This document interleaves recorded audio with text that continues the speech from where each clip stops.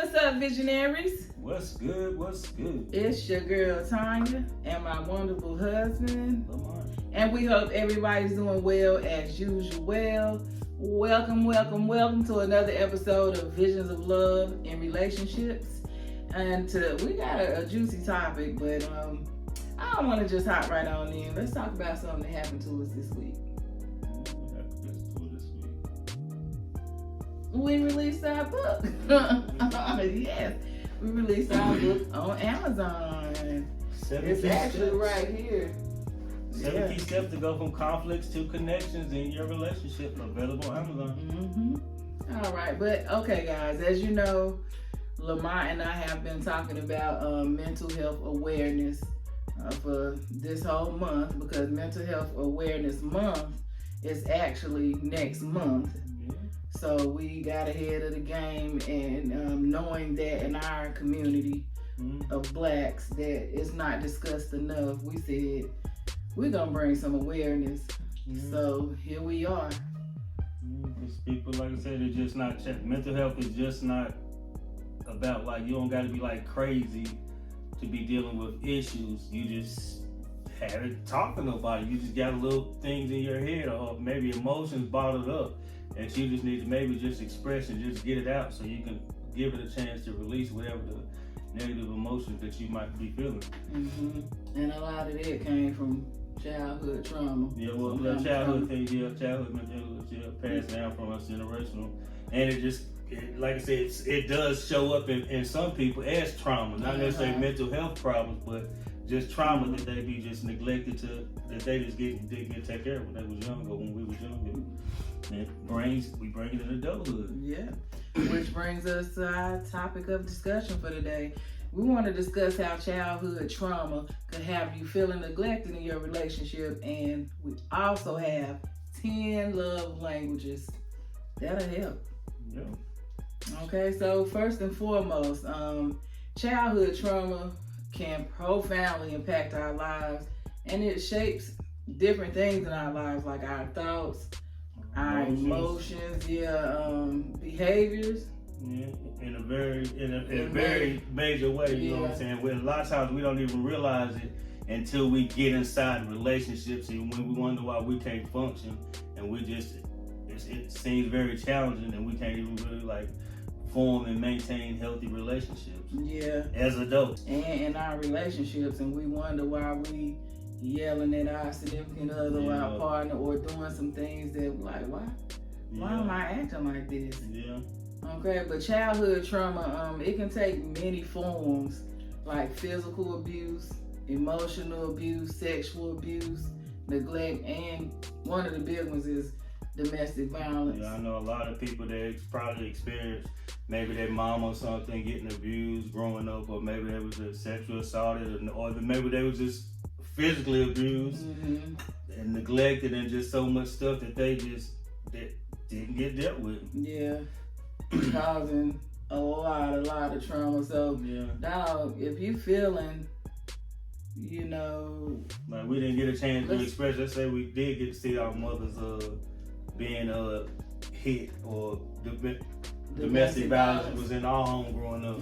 And we didn't get a chance to, like, we don't know, like, how did it make us feel? Did we feel like, damn, I ain't gonna never let nobody hit me like that, or damn, like, dang, I can't, or why he hitting on my mom like that, but you still didn't get a chance to, like, express, like, get your feelings out. So I mean, so you got some kind of bottled up emotions maybe towards men, or then when you get in that situation, a lot of times when women do get in that situation, I think we freeze up, because sometimes we might have did see that and we didn't react, but you never know how you're going to react into a situation until you get inside that situation. Right, and as the abuser, you might be that person like, dang, why did I just hit her? Why am I a woman beater? Yeah. Or why am I a man beater? Not knowing that, not realizing not that self-reflecting. See, like, damn, well, how did I? Sometimes we got to look back, and we just, it's hard to see the picture when you're with a friend, man. That's a quote from Les Brown, because we don't necessarily look back and, like, examine, like, why am I this way? Like, if we keep showing up, like, I know a lot of people they're looking for love, and we keep showing up and getting in relationships, but we just don't know how to like, why do I keep showing up? Because no matter what relationship we get in, the only thing that's consistent is us. Right. Because we the same one that keep showing up. So if our relationship is not working, or we find it's always a battle between something is missing. Probably like let's say that they might have been a spoiled child growing up. Mm-hmm. So a lot of times they may bring that same spoiledness in the relationship. Mm-hmm. Now they feel like the man got to do everything, cater to them and stuff, and all of a sudden they in a conflict because I'm not trying to cater to you everything. What do everything for you? Come on, everything, everything. And sometimes that would cause conflict in our relationship because we was like spoiled and we was like catered to so much, so we have formed too much attachment style. So people need people to do stuff for us. Yeah, absolutely. Childhood trauma can definitely cause some scars that carry over in our adulthood and affect our ability to form healthy and secure relationships. Yeah. One of the big impacts of childhood trauma is that it can manifest in many ways in adult relationships. And some examples of that would be like attachment issues. People have attachment, they clingy. Yeah, they clingy. I had a relationship like that. I had to run. You hear me? Ain't nothing like a clingy one. Okay, some people might like it. You might find every time you try to go somewhere, like, oh, where you going? Can I go with you? Yeah, but see, that kind of person, a person who felt neglected or was neglected in their childhood or, felt like they ain't had no attention, they might like a clingy person. Yeah. So sometimes, like I said, it'd be good if you look for and find somebody that you see is clingy like that. Mm-hmm. Might work out. Might work out. Yeah. Might work out. Yeah, one of the other ways that childhood trauma can manifest is in your adult relationship is through trust issues. Yeah. Trust issues. That's a big one. That's a big one. It's already bad enough that when you become an adult and you in a relationship, if somebody cheat on you, so you there go one. So it's like another wall you put up, like, oh, I can't trust. Yeah, so we carry that same trust issues from one relationship. So if we get cheated on one time, we do carry that same kind of trust issues from one relationship to the next relationship. And we kind of probably it takes people more to build up their trust. Right. We've been cheated on before. And if we had childhood trauma issues like neglect, or our parents, we had adultery or cheating on in the house and stuff, and we witnessed it. Yeah, or maybe you was that child sitting on the porch waiting on daddy or mama to come and get you for that for your birthday. Yeah. And night came and they never came, so I think that probably would be one of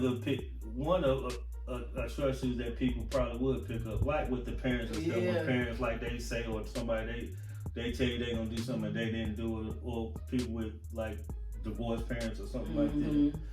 No, just separated parents when daddy keep not showing up or mom not showing up, or mostly daddy. Mostly daddy. Yeah, anybody important in your life that, say they're gonna show up and don't show up, that's wow. Another way that childhood trauma can manifest, it can make you feel, fear of rejection or abandonment. Yeah. And you have difficult kind of expressing, you have difficult expressing your emotions and kind of like, it maybe form even mental health issues because of all these trauma that happened, that manifested in your life. Yeah. Because of not dealing stuff. And you might be dealing with like abandonment can go that way too. With your emotions in a relationship. If your parents or somebody abandoned you, then you might always think that your spouse is gonna up and run. Or not spouse, I ain't gonna say, it could be your spouse too, but you could always be the type of person that think, oh, he gonna leave me for somebody else, or oh, he gonna leave, he not gonna come home. Not even if it's just for somebody else, that somebody else taking them. Is just that you got that abandonment, that abandoned child that you haven't dealt with. So dealing with that trauma, has you on the edge. And I think that abandonment probably can also kind of feel like the need to be somebody like they really need affirmations of love, like, I love you. Like if they feel like you don't love them, any little thing, now they feel like, oh, you don't love me no more. Yeah. He don't love me, or the day something just happened, he's so busy, and all of a sudden he didn't talk. He didn't talk to you that much one day, and all of a sudden you feel like neglected, like he loved me less, or she loved me less. What's going on and stuff, and you feel that abandonment, like the abandonment from love and stuff. Right. Yeah, absolutely. And all these patterns of behavior can lead to a lack of communication, and the big thing it can lead to a lack of is intimacy in a relationship. It will strain the relationship, man. Yeah. When there's no trust, when there's no emotional connection, then you lack the intimacy, man. Yeah, and of course, without any intimacy, guess who's gonna feel neglected? And guess who's gonna feel unimportant? Mm-hmm. Your partner. I mean, you know, ladies, we know men need that intimacy, and so do we. We just need it in a different way, but you know, for the most part. But man, we need sex, so don't neglect it. Ain't good. That's kind of a big childhood issue too. Like, I can see the trauma that can manifest in a relationship, not wanting to get intimate because you've been abused. Yeah, I know it will keep you hesitant from going extra. Yeah. Neglect in relationships takes a lot of different forms, again, including lack of communication, again, lack of intimacy, and a lack of your partner or significant other not prioritizing you, you know, or not prioritizing the needs of their loved ones. Yeah. And when sometimes when your partner experiences like childhood trauma and stuff, these behaviors can they trigger insecurities, they trigger anxiety, they trigger mistrust, they trigger making you feel harder to build like healthy relationships because we experienced these childhood traumas. And a lot of times rebuilding trust and communication in a relationship is achieved through couples therapy, talking it out. You got to open up and express your emotions. And like I say, if you get the book, we give you a lot of skills and techniques so you can open up that dialogue and really start to have those conversations that kind of rebuild that trust, and you can consistently and learn how to be open and just talk. Just talk, man, because that's the most important thing. We can't get nothing done. A closed mouth don't get fed, so we need to talk. And if you with somebody that you feel comfortable talking to, let them be that safe support system for you. Open up, man. Y'all set up an environment. Like I said, we got things in the book. The 10-minute ritual we talk about, and the 10-minute ritual may help you. And it will create a space for you to kind of talk, and even with your kids, it will create that safe space so you can kind of talk and maybe repair your relationship, along with couple therapy. You know what I'm saying? You can go to couples therapy if you need to, or just therapy period for individual therapy, so you can learn how to create healthy, fulfilling relationships. Let's learn how to give and get the attention we feel we deserve from our partners. Right now, we're going to talk about 5 love languages. Well, we actually got 10. 10 love languages. 10 love languages that can help. Okay, so the first 5 you already heard of is the 5 love languages that's a concept that was developed by Dr. Gary Chapman. And if you don't know about it, we are going to go over it again because we know that sometimes a different perspective may resonate with you. So we're going to go over it again for those who don't know. For those who do know, refresher. According to Gary Chapman, there are 5 love languages that people resonate with, how they receive love and how a lot of times they give love to you is how they want to receive love. And like I said, according to John Chapman, there's 5 love languages. Gary Chapman. Words of affirmation, acts of service, receiving gifts, and quality time. And physical touch. Yep, and physical touch. Now, what's mine? Words of affirmation. Words of affirmation, you think? And quality time. Okay, yeah. Now you're getting somewhere. I like a lot of them. Yeah, you know what I mean? You like receiving gifts, yeah. And sometimes you may find your partner's love language is more than one. I mean, sometimes it's not just one thing. It might not just be words of affirmation, acts of service. It might be receiving gifts, quality time, and words of affirmation. Yeah, absolutely. See, my baby got 3. Yeah. And my baby like acts of service. The thing about it is, guys, each individual has a primary love language. And the only way you can find out that primary love language is do what we said before. Open your mouth and talk.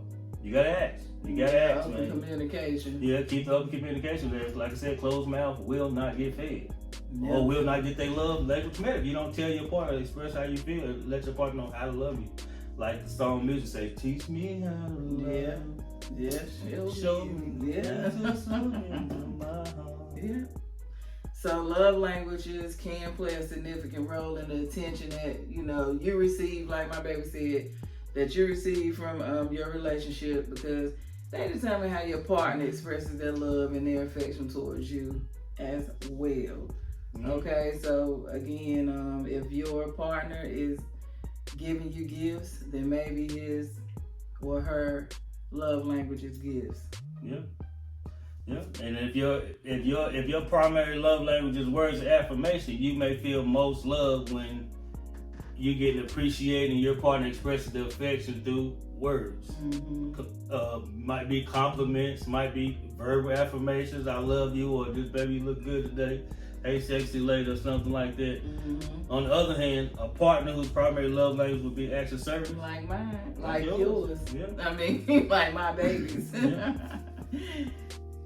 They may show love and appreciation by doing things such as like cooking dinner, mm-hmm. or running errands, helping out, doing chores. Maybe you turn around and you do your laundry, or you go out and cut the grass. Maybe the girl go out and cut the grass, or the man, or the man come in there and do the laundry one day. And surprise I actually cut the grass today for my baby. I know my baby like acts of services. Yeah. He was busy working. I'm like, I'm gonna go cut the grass.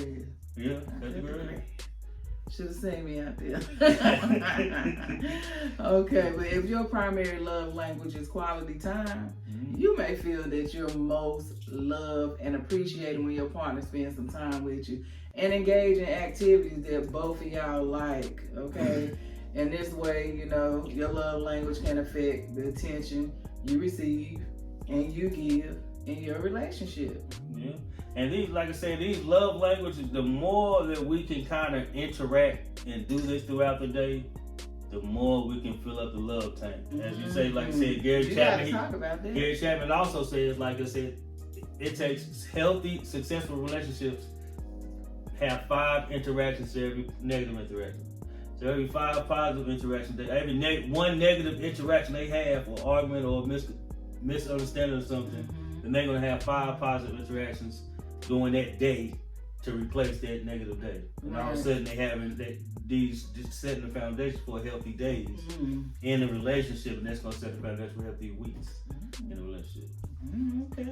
So like I said, this weekend, like I said, the love language that we receive is the things that we need to be trying to do daily to enrich our relationship. We can't love, and basically the love language, what it boils down to is we try to love people the way that we want to be loved. Yeah. And it always backfires. Or the way we want to love them. Yeah, that's why I said when we say love, a lot of times people think of love as a general term, but as Gary Chapman just broke down, Gary Chapman just broke down, like I said, that there's different levels of love. There's different versions of love. And if we can go out here and like express our version, show people how to love us, like, I don't really like you doing all them acts of service. Yeah. Don't do that. I don't like that. Don't stop buying me stuff. Right. I don't like stuff. You know what I'm saying? Then we can point them in the direction where we can't say, oh, I told him stop buying me, now he's doing this. Oh, I'm feeling more love, you know what I'm saying? Because you told them, you let them know that I don't like that. But make sure that you communicate it in a nice, right way, because doing that can hurt your partner. Like, oh, I thought I was doing something good. Yeah, especially when it comes like to buying something. Then I don't want to do nothing for you. Yeah. So make sure you communicate that in an affectionate way, you know? Yeah. Which brings me to the next one, which is affectionate touch. Affectionate touch. Yeah, this is a love language that focuses specifically on non-sexual physical touch, okay? Yeah. Such as a hug, a nice kiss, or holding hands in a park or something, you know? But sometimes affectionate touches could be the love language. Sometimes that's how that love language is sex. Yeah. So sometimes your love language could be sex. Yeah. But this one is affectionate touch. Yeah. Affectionate touch. Yeah. Affectionate touch.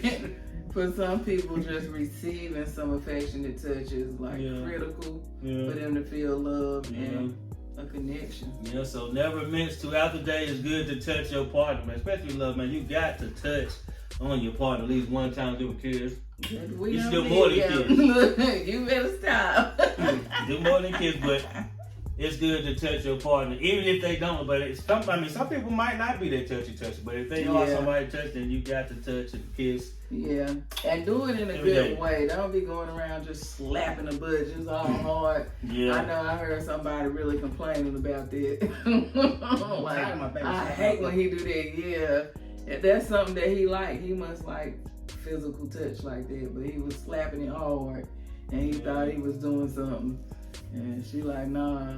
And maybe she got a whooping a lot when she was younger. Yeah, she probably got some childhood trauma. Like, I don't want no whooping as an adult. Yeah, that is something you got to address.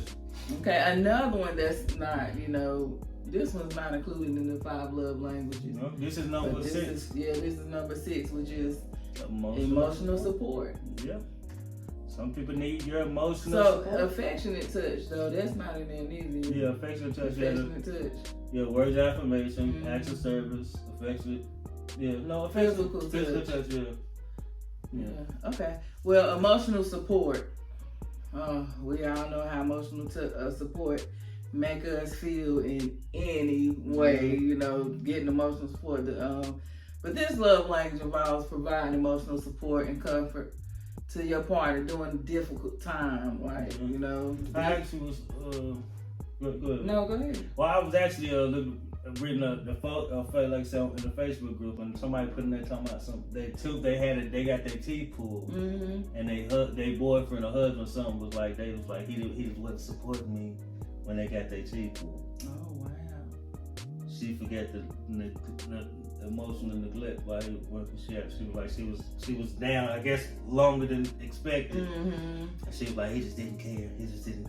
Oh wow, he never actually he never asked me how I'm doing, but that person needed that emotional support so she can feel love. Like she was like, they never asked me how I was doing. Yeah. Sometimes people just need sometimes it's just the little things, man. Yeah. So we can't neglect the little things that make us who we are. Right. And another thing with that too is like if your spouse, especially your husband, got fired from a job or something, he needs your emotional support. Yeah. He don't need you coming down on him.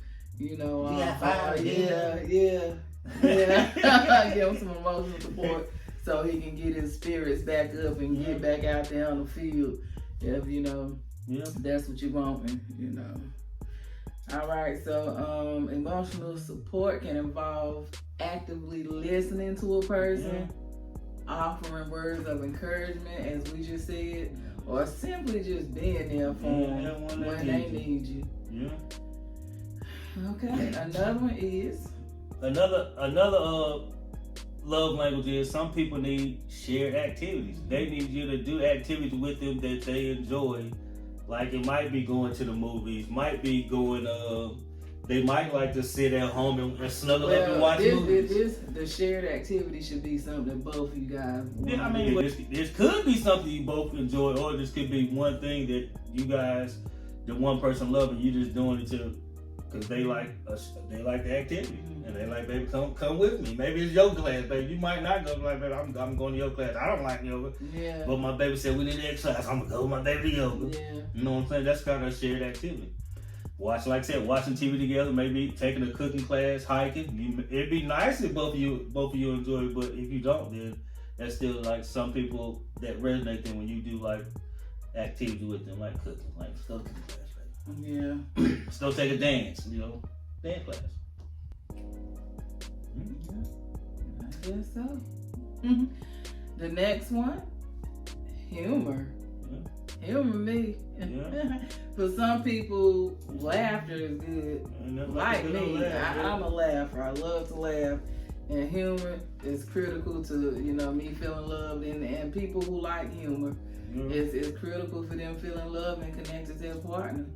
And it can involve sharing some funny stories, making jokes, or even engaging in a playful manner. Like, I'm so playful. I'm too playful. and I laugh. You know.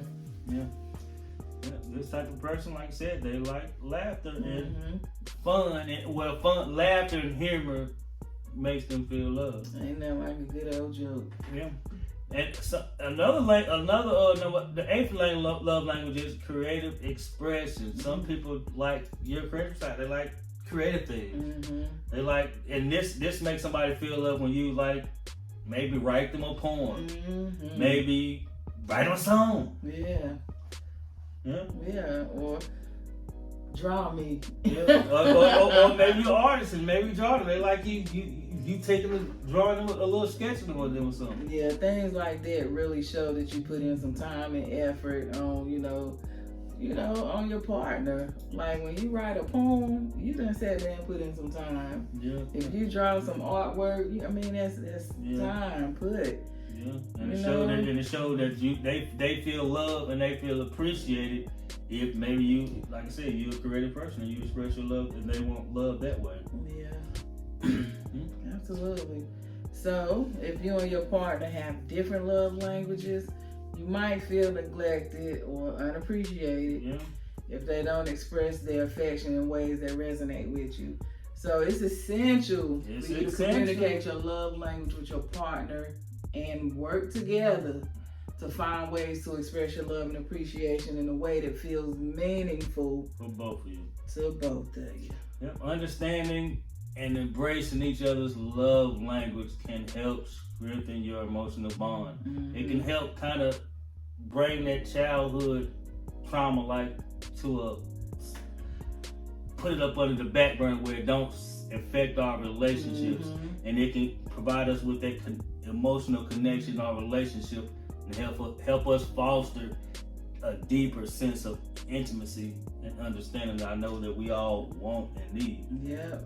Simply learning to speak to each other's love language can create a stronger and fulfilling relationship that's built on a foundation of love, understanding, and mutual respect. Yes. Yeah. So remember, healing is possible, and you deserve to be in a healthy, happy, fulfilling relationship. Okay, so take care of yourself, take care of your loved ones, and definitely remember to seek support if you need it. Go therapy. Okay, work towards healing and growth. You can build a strong and healthy relationship that you deserve. Okay, and so together they build a life that they love. Right, they had vision. They had vision, because without a vision, you can't build a life with your love. Right. Absolutely. Thank you guys so much for watching another episode of Visions of Love and Relationships. Again, I'm Tanya, and this is my wonderful husband, Lamont. And we'll see you on the next time. Take care of yourself. Boom.